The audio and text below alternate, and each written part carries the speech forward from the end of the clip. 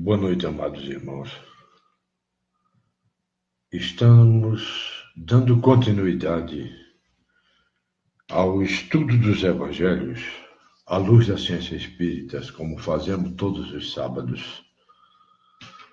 Hoje, em particular, nós falaremos sobre o Cântico de Simeão, conforme estabelece Lucas no capítulo 2, versículo 25 a 35, e da profetisa Ana, conforme Lucas, capítulo 2, versículo 35 a 39, quando da apresentação de Jesus no templo.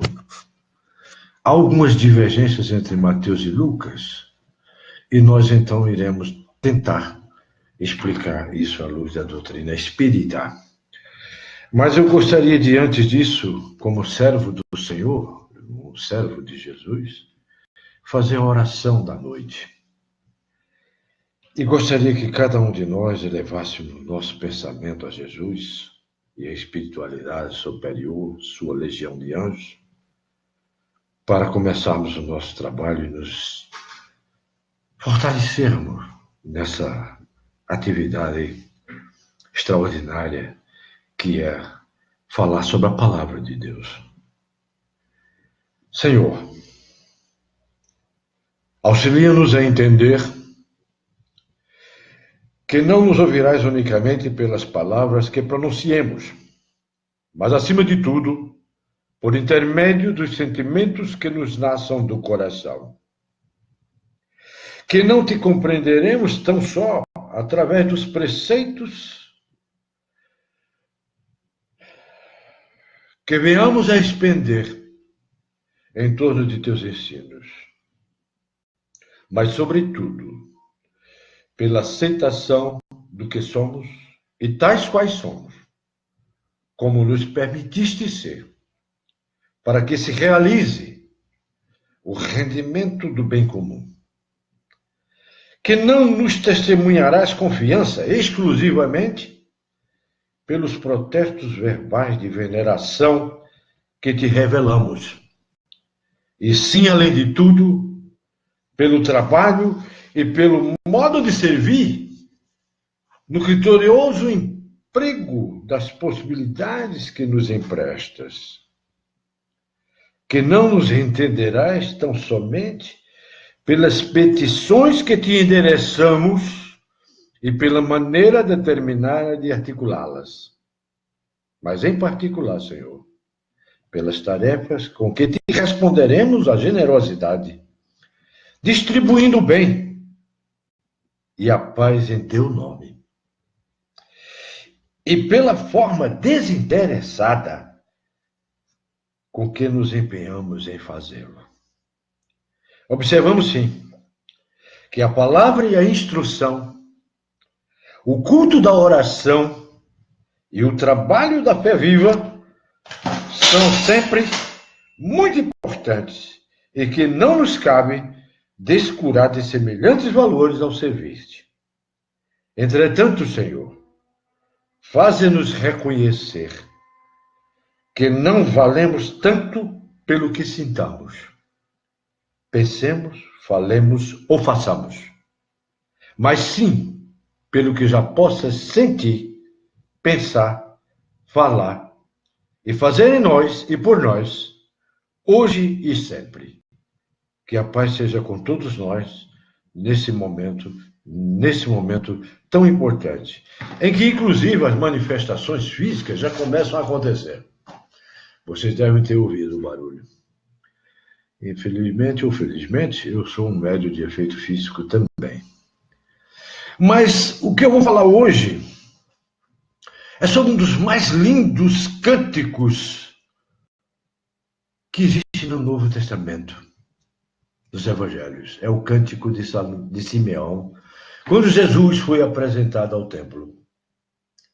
E Lucas, em grego, ele começa dizendo assim: havia em Jerusalém um homem chamado Simeão, homem este justo e piedoso, que esperava a consolação de Israel, meus irmãos. E estava sobre ele um Espírito Santo. Olha a expressão. E estava sobre ele um Espírito Santo.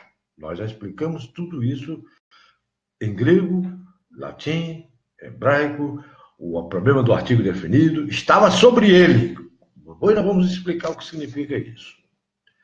Pelo qual o Espírito Santo lhe fora revelado que não morreria antes de ver o Cristo do Senhor. Está no versículo 26. E com o Espírito foi ao templo. Olha, ele foi com o Espírito ao templo. Olha que interessante como Lucas descreve. E quando os pais trouxeram o menino Jesus para fazer por isto o que a lei ordenava, Simeão tomou-o nos braços e louvou a Deus, dizendo: olha que cântico lindo, nós vamos ouvir agora.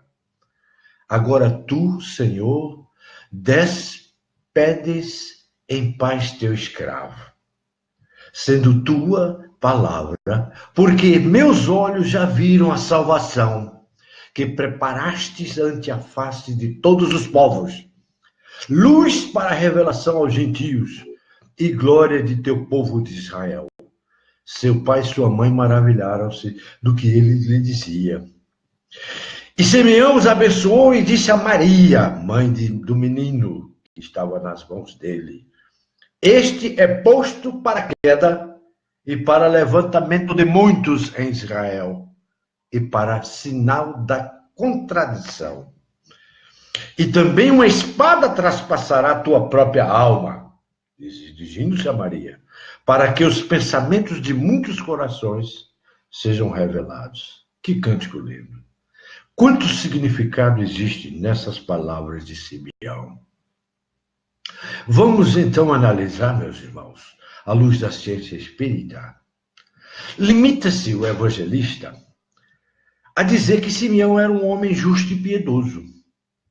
Nada mais esclarecendo a esse respeito, está escrito lá na Bíblia. Entretanto, quando nós estudamos os apócrifos, e principalmente o Evangelho de Nicodemos, ele chama esse Simeão de grande sacerdote. E a tradição o situa como muito idoso, embora dizendo que é filho de Hilel. Que Hilel viveu de 70 anos antes de Cristo até o ano 10º, ano Domini, depois de Cristo. E era pai de Gamaliel, que foi o instrutor de Saulo de Tarso. Saulo de Tarso era discípulo no judaísmo de Gamaliel, que era um sacerdote. O que contradiria a tradição à idade profeta. Se aceitássemos essa versão, a época do nascimento de Jesus, Simeão teria entre 40 e 50 anos no máximo. Mas naquela época, isso já era ser idoso. No versículo 25, vamos analisar. Lucas assinala que Simeão aguardava a consolação de Israel. Está em grego, com seus compatriotas, por causa do jugo do Império Romano naquela época. Era a vinda do Messias que eles falavam sempre. Todavia, sobre ele estava um Espírito Santo, ou bom. Em grego, como eu já expliquei, sem artigo, o qual lhe revelou. Observe que na repetição aparece o artigo. Como se disséssemos em português: vi um menino, o menino corria, que não desencarnaria sem ver o Cristo de Deus, disse ele. Continua Lucas: e com o Espírito foi ao templo. Está em grego. A expressão grega no Espírito, já falamos antes, inclusive quando discutimos o capítulo 1, versículo 17, e também é um termo associativo ou de companhia. Devemos entender que ele foi com o Espírito, ou o Espírito foi nele para o templo. Ora, como é que o Espírito pode ir com alguém? Ou nele? A ciência espírita explica. A imantação, o Espírito Santo, o Espírito do bem, em Simeão. Em sua outra obra importantíssima, que nós chamamos Análise Filológica do Novo Testamento Grego, editada pelo Pontifício Instituto Bíblico de Roma em 1960. Olha lá. Em 1960.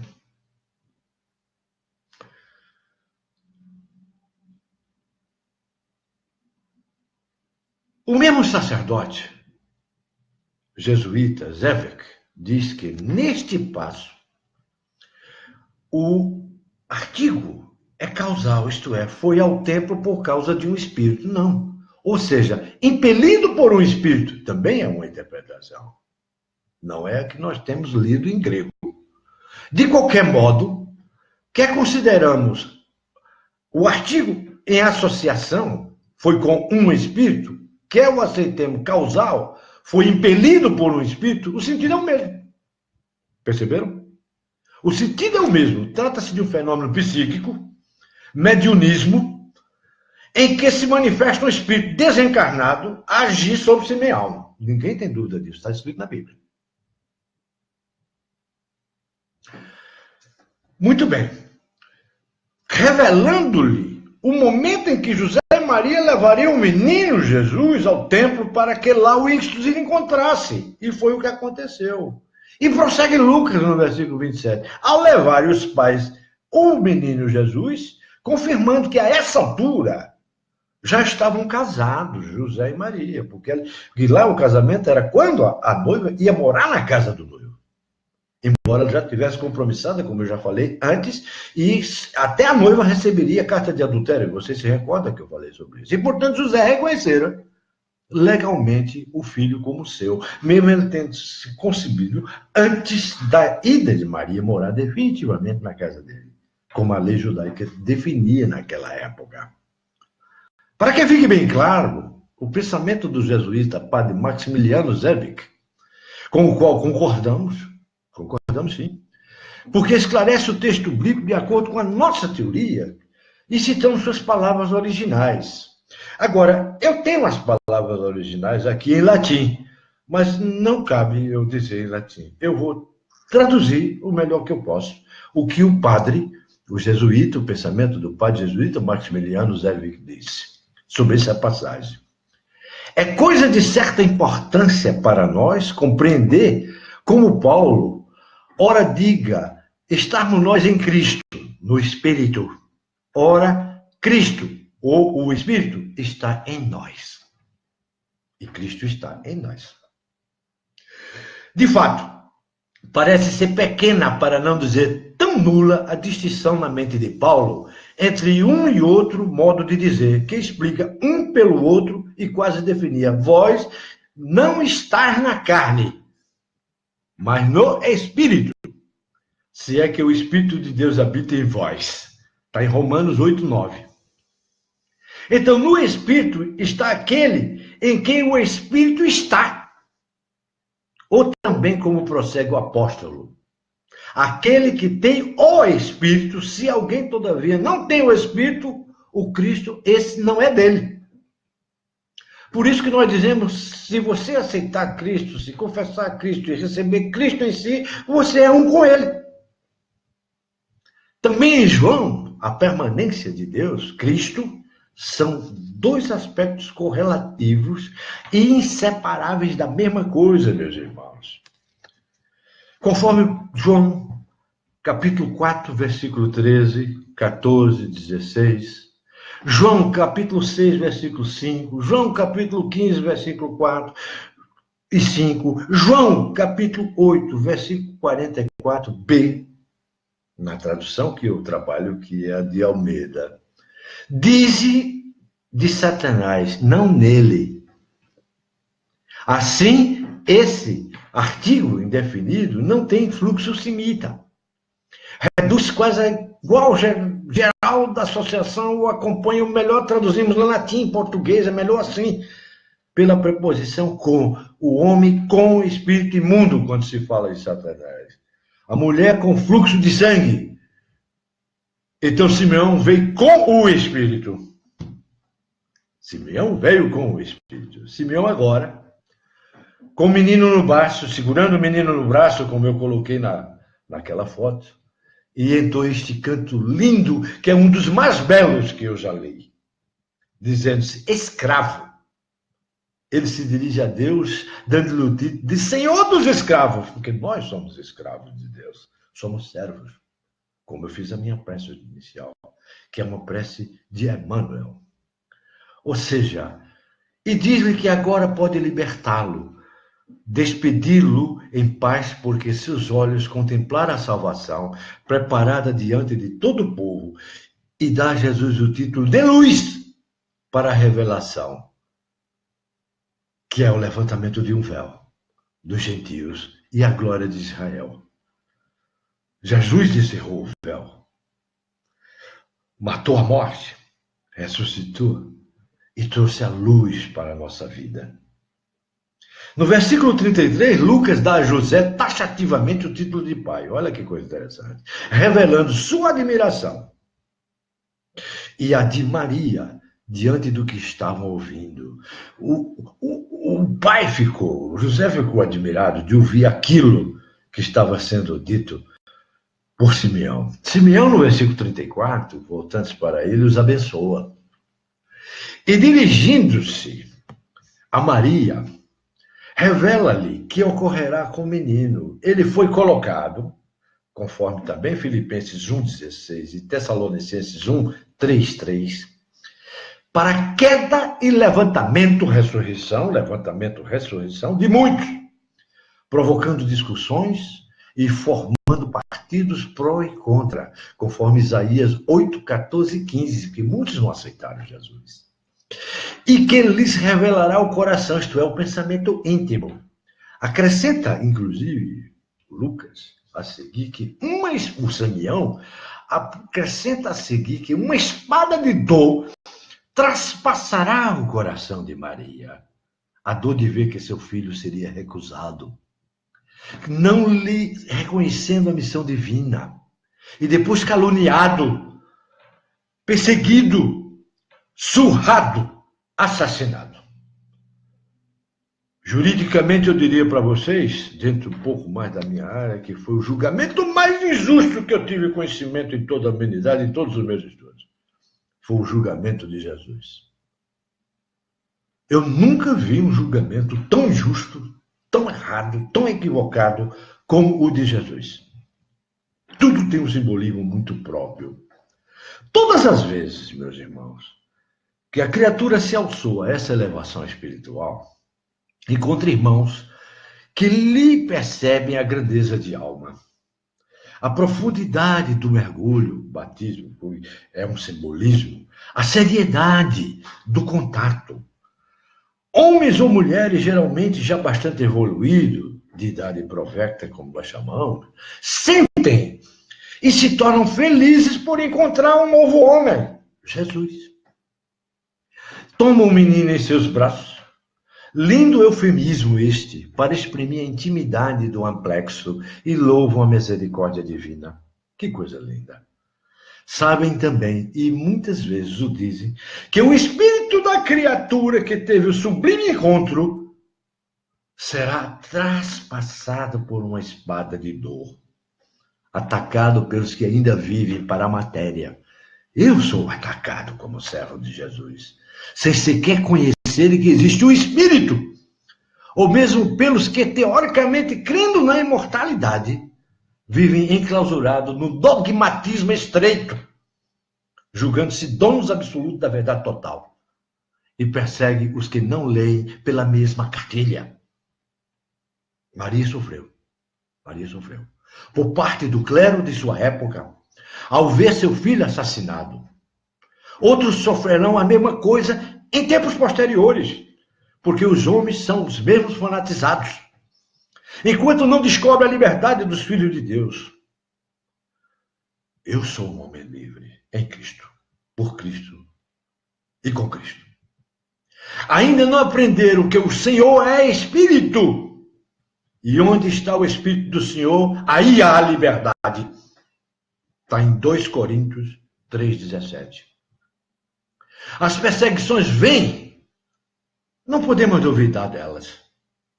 E a dor daqueles que já viu, sentiu e apalpou a realidade é imensa, ao verificar que os cegos não se debatem na angústia das ilusões, não conseguem perceber e por isso não aceitam a palavra e o testemunho dos que sabem. Eu fui tão perseguido recentemente que até meu Facebook eles bloquearam. Eu tive de criar este. Daí o silêncio de que se rodeiam os que têm esse contato. Os capazes sabem, sem que ninguém nos diga, aos outros, não adianta dizer, não se dão pérola aos porcos, nem coisas santas aos cães. Eu me calo. Mateus 7,6.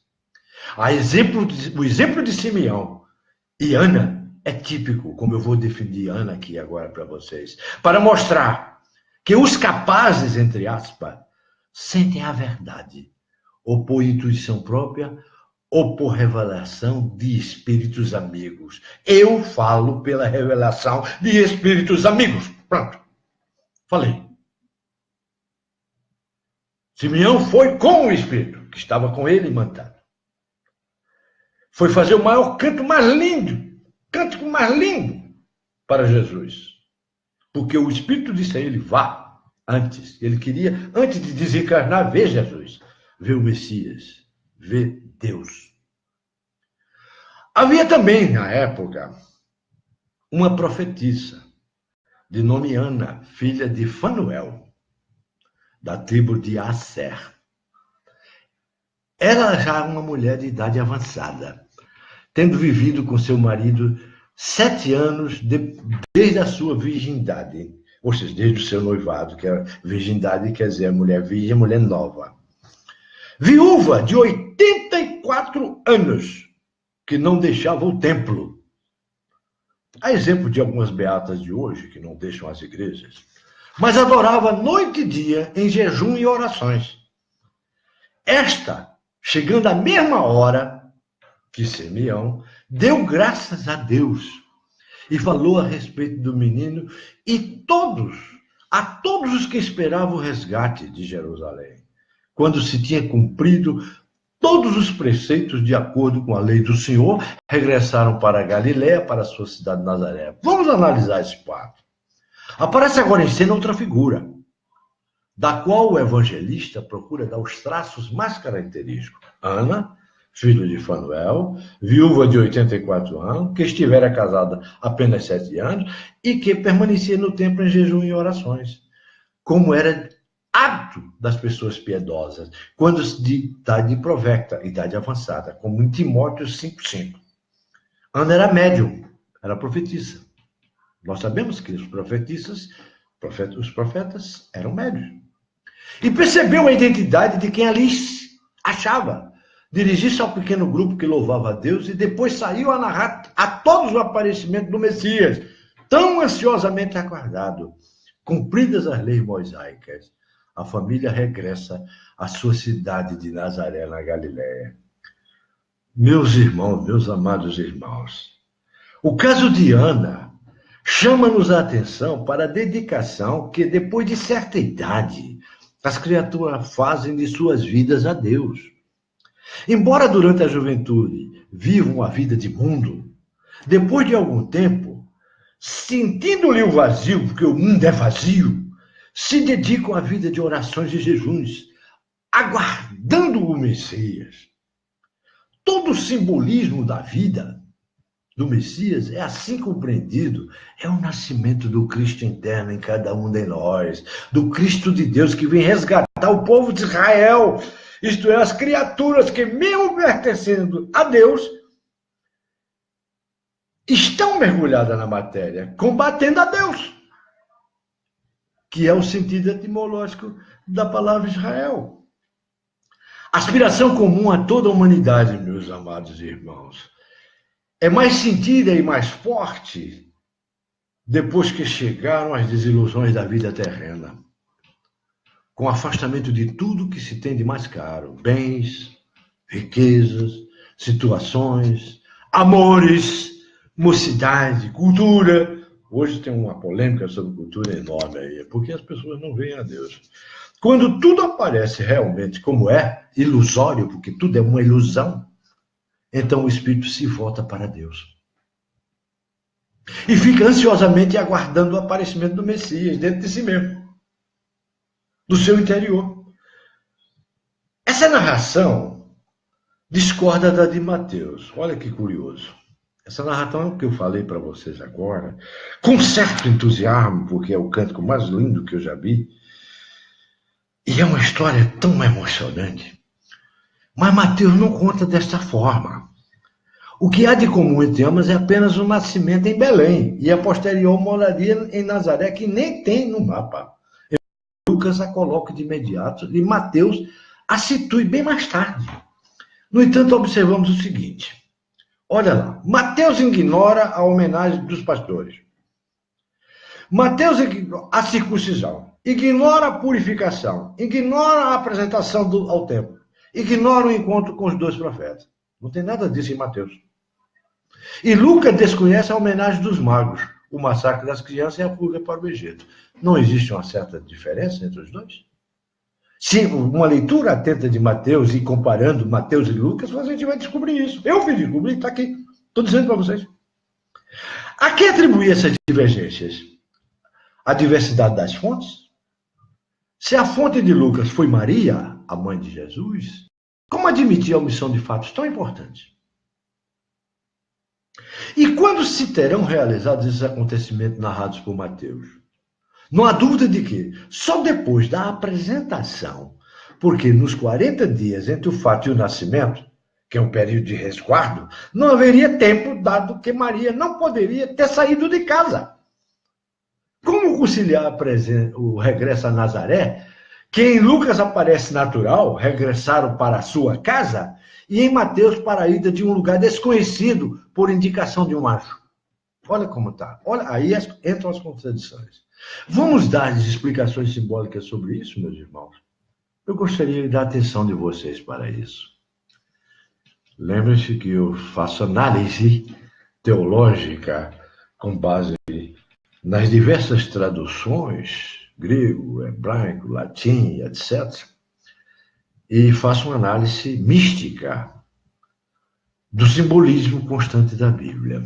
O eu profundo, ou o Cristo interno, é o mesmo Cristo de Deus em todas as criaturas.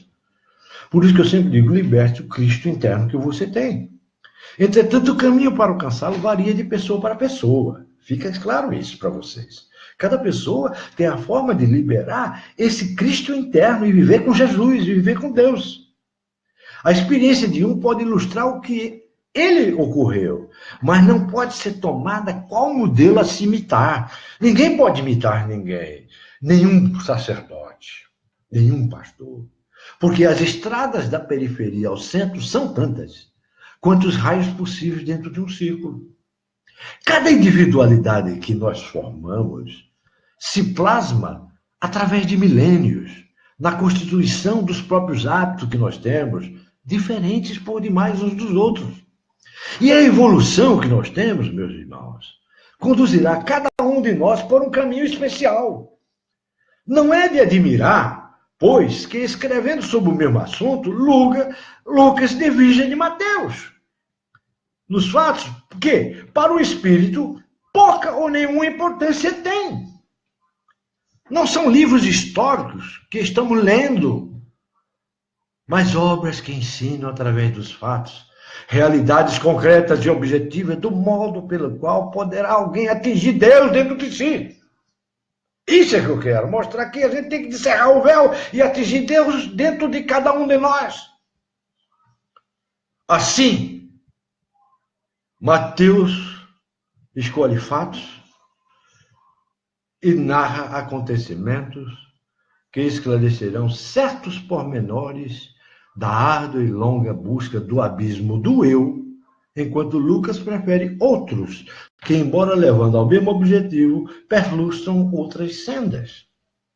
Mais acidentado, porque mais extenso e glorioso em Mateus, mais sereno, porque mais interno e singelo. Em Lucas, mais terreno e ativo no primeiro, magos, massacre, fuga, mais celestial e místico no segundo, em Mateus, anjos, lei, templo, profeta. Cada um conta da sua maneira. Para o sentido esotérico e profundo, simbólico e místico, nada importam essas divergências superficiais de personalidade, e sim o significado oculto que se depreende das palavras veladas. Por isso que a Bíblia tem que ser analisada estudada, pensada, refletida. Verificamos, pois, que aquele que se aventura na estrada abismal, preste bem atenção, que leva às profundidades altíssimas do Eu Supremo, pode trilhar várias sendas. Vários são os caminhos. Uma é ensinada por Mateus, se dirige através do movimento personalístico, ou atraindo a atenção dos magnatas e dignatários que se assustam com a novidade e começa a mover perseguições e a buscar a eliminação da nova força, que na sua humildade, a palha do presépio, ameaça a segurança dos tronos e os privilégios dos potentados. Há necessidade, então, meus irmãos, de buscar-se um refúgio no silêncio da solidão, exilando-se para outros ambientes. A outra, revelada por Lucas, caminha para o lado mais ascético, menos mundano, e encontra na oração, anjos do Senhor, templo, profetismo ou psiquismo, a sua máxima expansão. Aí não há perseguições, nem necessidade de fuga.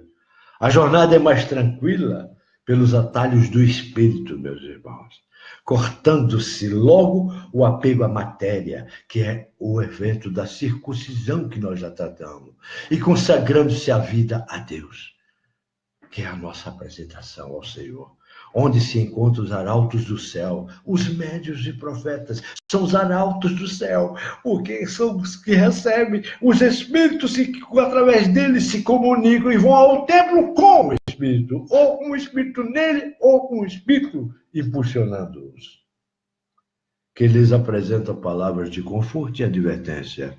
Quantas vezes estamos na igreja e um pastor, um padre ou uma profetissa, como a gente chama, uma ungida, uma pessoa ungida com as suas mãos ungidas pelo Senhor, profetiza, diz o que está a acontecer, retira espíritos do mal que estão acompanhando a cada um de nós.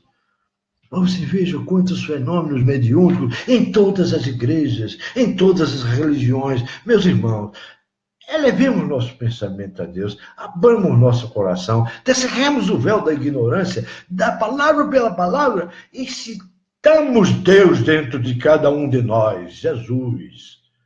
E com isso nós obteremos a salvação, porque nós despertamos e fazemos nascer o homem novo em cada um de nós. É assim que nós terminamos essa noite, de forma até emocionada, porque eu nunca deixei de me emocionar quando eu falo sobre o Cântico de Simeão, sobre a profetissa Ana e sobre esse Cristo interno que cada um de nós tem que liberar, que tem que conhecer, ser um com Cristo. E foi isso que ele nos ensinou. Como ele disse, que quando 2 ou mais pessoas estiverem reunidas em meu nome, lá eu estarei, eu tenho certeza que, como um raio de sol, a energia espargida pelos céus, pelas legiões de anjos sob o seu comando, se espargiram em cada um dos ouvintes hoje aqui. Estiveram aqui e me usaram como intermediário. E me usaram para que eu trouxesse a palavra do Senhor para vocês. Libertem o Cristo interno que cada um tem. Eu vos abençoo em nome de Jesus, pela procuração a mim otorgada por Ele, que tudo o que eu pedisse em seu nome, Deus o concederia. Então eu peço em nome de Jesus, a Deus nosso Senhor, por cada um daqueles que me ouviram neste momento e que vão estar em paz, em harmonia em vossos corações. E dessa forma, eu os abençoo a todos e na próxima reunião nós vamos tratar da visita dos magos por Mateus e depois compará-lo com Lucas. Que Deus os abençoe a todos. Muito obrigado. Amém.